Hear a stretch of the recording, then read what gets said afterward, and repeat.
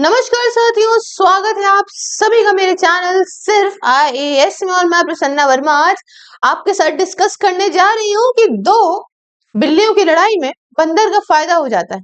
और यहाँ पे सिर्फ इतनी बिल्ली और बंदर की बात ही नहीं है, यहाँ बात है चाइना की। चाइना जिस प्रकार से सब कुछ शांति से देख रहा था और इस समय अपनी विन विन सिचुएशन में बैठा है, साथ ही साथ ईरान और यूएस के इस वॉर के चलते जो एक राइवल कंट्री है किसी देश का, वो आज मध्यस्थता कराने को भी राजी है। इस लेक्चर के अंदर हम जानेंगे कैसे चाइना एक पीस मेकर का काम कर रहा है, जो कि भारत के अंदर करना चाहिए था वो चीन करने का प्रयास कर रहा है।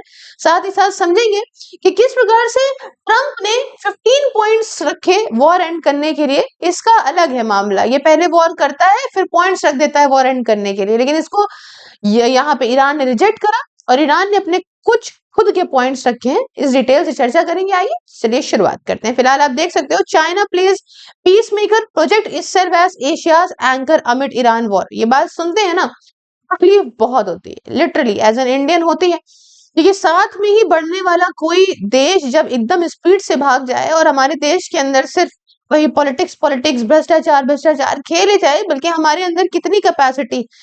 तो एनीवेज आज पाकिस्तानी तरफ से खबरें आ रही है, चाइना तरफ से खबरें आ रही है, कोई कितना भी इसको कवर करे पर एक दुखदायी चीज है।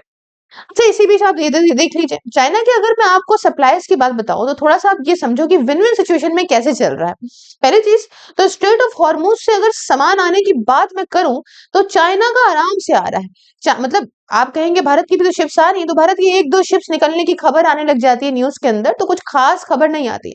बट अगर हम चीन की बात करें तो चीन के सारे ही जो ऑयल टैंकर्स या जो भी शिप्स हैं आराम से ही निकल रही है बहुत स्मूथली। इतना ही नहीं, अगर वहां से ना भी मामला होता तो यहाँ पे इनकी पाइपलाइन है सर्बिया के थ्रू, उससे काम हो जाता। इनका जो है मलक्का वलक्का आने की जरूरत नहीं है, म्यांमार के थ्रू इनका काम हो जाता। मतलब इनके काम कहीं से रुकते नहीं है। इन्होंने अपने आप को, है ना, तजिकिस्तान वगैरह, मतलब इन्होंने अपने आप को ऐसा बना रखा है कि अगर एक तरफ से सप्लाई रुकेगी भी तो और तरफ से भी आ जाएगी। इसके अलावा चाइना ने अपने यहाँ पे इलेक्ट्रिक कार्स बहुत हद तक अपने यहाँ खुद के सेल्फ मैन्युफैक्चर, BYD जैसी कंपनीज ने बहुत सारी चीजों को रिप्लेस करा है। तो वाकई में चाइना अपने में सेल्फ सफिशिएंट है और वो इन सब चीजों को ऑलरेडी देख रहा था। और आखिरी में जब अभी ट्रंप चाइना जाएंगे, ये भी मैं आपको बता दूं, मई की 14-15 तारीख में बात आ रही है कि ईरान वॉर खत्म करके चाइना जाएंगे। सोचिए, दो G2 कंट्रीज जिसे बोलते हैं कि group of two top global countries वहां जाएंगे मिलने के लिए। तो एक तरीके से वो विन विन सिचुएशन में। साथ ही खबर निकल के आती है कि सऊदी को ऑयल जो इंडिया को है और चाइना को है लाइकली डिप करेगा अगली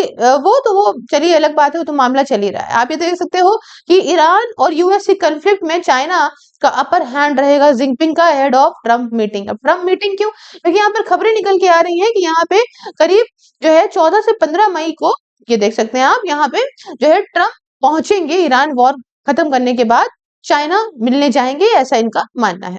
ठीक है, अब ये तो हो गई चाइना की बात और चाइना की चीजें। अब यहाँ पे देख सकते हैं आप, ये सब पीस मेकिंग का काम करने को तैयार है। अब लेकिन यहाँ पे ट्रंप ने जो 15 पॉइंट का अपना नाटक रखा था अग्रीमेंट करने के लिए, और उस पे ईरान की क्या प्रतिक्रिया रही है सूरज समझते हैं। ईरान ने रिजेक्ट कर दिया यूएस का सीज़फायर प्लान और सबमिट करा है खुद का चीज। अब आप आज के टाइम पे जानते हो ईरान समझ गया है कि हमारे ही बोलबाला चलेगा, है ना। जितना भी हवा बना था, एक होता है ना बहुत बॉडी बिल्डर आदमी, उससे लोग भग भग करता है, वो सब डरते रहते हैं। पर एक बार उससे किसी से लड़ाई हो गई और उसके बाद सामने दुबले वाले ने भी उसको लेटा लेटा के मारा कायदे से। जब ऐसी चीज होती है तो ऑब्वियस सी बात है कि सबके सामने पोल खुल जाती है, जो कि यहाँ पे यूएस की भी खुल गई है।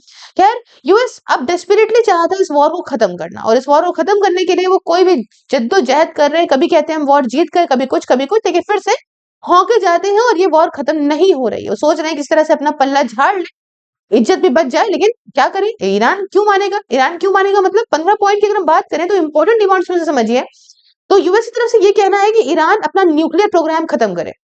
ईरान नहीं मान रहा है। ईरान कह रहा है हम पीसफुल तरीके के लिए न्यूक्लियर प्रोग्राम कर रहे हैं। और अब इन हरकतों के बाद तो कोई बड़ी बात नहीं है, ईरान पीसफुल नहीं न्यूक्लियर बम भी बनाने लग जाए। समझ गया है वो कि भैया अगर हमारे पास ये चीजें ना हो, चीजें अगर हम बिल्कुल हथियार से जीरो हो, तो ये देश क्या ना क्या कर दें। उसके अलावा यूएस कहता है आप जो है यूरेनियम एनरिचमेंट खत्म करो, नहीं करेगा ईरान, नहीं मानता। शट डाउन करो मेजर न्यूक्लियर साइट्स, जो उनका मेन मुद्दा है, मेन मुद्दा यूएस से नहीं, मेन मुद्दा है इजराइल से। इजराइल का सबसे बड़ा खतरा है ईरान। इजराइल को लगता है अगर ईरान ने बम बना लिए तो इजराइल के लिए सबसे बड़ा खतरा हो जाएगा ये, और अब तो आप समझिए और ही हो जाएगा। शट डाउन करो न्यूक्लियर साइट्स, नहीं मानता है ईरान। लिमिट करो, स्टॉप करो मिसाइल प्रोग्राम। आज इतने टाइम से ईरान जब इस चीज पे नहीं ही करा, तो अब तो उसके देश की बात आ गई, अब तो इज्जत की बात आ गई है। और ये सपोर्ट ग्रुप जैसे हिजबुल्ला और हमास का है, इसको बंद करो, जो कि ईरान अब नहीं करेगा। वो तो आज आगे तक के लिए रोक के रखा है, बल्कि बहुत ज्यादा अपने प्रॉक्सीज को और सपोर्ट ही कर रहा है, जिसका ईरान ने साथ दिया। ईरान आज अपने शब्दों पे अपने मजबूत होकर इस बात को बोल रहा है। मुझे समझ नहीं आता लेकिन ये पाकिस्तान को क्यों ही बोलता है। पाकिस्तान की गवर्नमेंट इतनी ही बेकार है, बट हाँ लोग वहां के मान रहे हैं, इस वजह से बोल रहा है। खैर, इंटरनेशनल इंस्पेक्शन अलाउ करने के लिए मान गया है, और स्टेट ऑफ हॉर्मुज मान जाएगा अगर आगे मामला बैठता है तो। बदले में यूएस कहता है कि आपको सैंक्शन से रिलीफ देंगे, आपको सिविल न्यूक्लियर सपोर्ट प्रोवाइड करेंगे। बेसिकली पूरी तरह से जो ईरान की मिलिट्री पावर है उससे रोल बैक करना चाहता है यूएस। अब ईरान ने सीधा इस प्लान को कह दिया नमस्ते, कोई जरूरत नहीं। कहा बेकार का प्लान है, अनरीजनेबल है, अपने आप से नेगोशिएशन कर रहे हो, कोई मतलब नहीं है। अनकंडीशनल सरेंडर की तरह ही तो तुम बात कर रहे हो, तो कोई मतलब ही नहीं है। ये कहता है ईरान की वन साइडेड है ना, इतने सारे कंसेशन बिना ट्रस्ट के बेकार है। और 5 कंडीशन को ईरान यहाँ रखता है, जो मैंने आपको पहले भी शॉर्ट्स के माध्यम से भी बता रखी है, कि गारंटी दो कि ये वॉर दोबारा कभी स्टार्ट नहीं होगी। गारंटी दो हमें, हम ये वॉर नहीं करेंगे किसी तरीके से। इमीडिएट स्टॉप करो, इमीडिएटली रोको यूएस और इजरायली स्ट्राइक जो हमारे ऊपर हो रही है।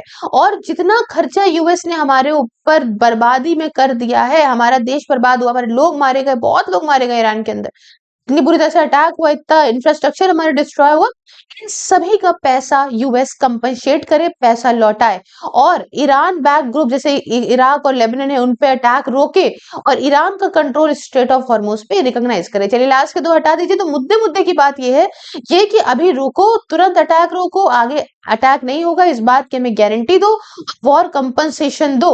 यूएस वॉर कंपनसेशन बर्बाद करने के बाद क्यों देगा, आप ये समझिए ना बात को।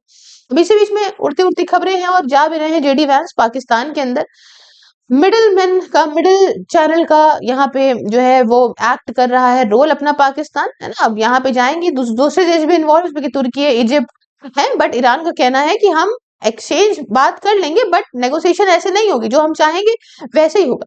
इसी बीच में चाइना का स्टेटमेंट निकल के आ रहा है कि हम भी कंस्ट्रक्टिव रोल प्ले करने को तैयार है। चाइना का भी अच्छा खासा एनर्जी का मामला फंसा है थोड़ा बहुत, तो वहां से कुछ ना कुछ तो इश्यूज आएंगे। कतर वतर से भाई जो चीजें जाएंगी वहां पे, तो ऑब्वियसली बात है जब अटैक बंद होगा तभी तो एलएनजी वगैरह का इश्यूज फंस जाएगा ना। उनकी मिनिस्ट्री ने कहा है कि वही है कि टेंशन रिड्यूस करिए, कंडीशन शांति से जो है वो करिए, और डायलॉग को इमिडिएटली जो है वो करा जाए। तो ये है पूरी खबर। आई होप आप चीजों को समझे होंगे। आप भी क्या राय कमेंट में बताइए। चैनल को सब्सक्राइब करके आप क्यूआर को स्कैन करके मेरे चैनल को डोनेट कर सकते हैं, ज्वाइन कर सकते हैं इस वर्चुअल लाइब्रेरी को, जिसमें आप घर बैठ के जाड़ा गर्मी हो या बरसात किसी भी एग्जाम की तैयारी डिसिप्लिन तरीके से कर सकते हैं। इसके रिगार्डिंग आप मुझसे बात करिए 9919785532 on WhatsApp and @self-is-sales on Telegram पे दोस्तों।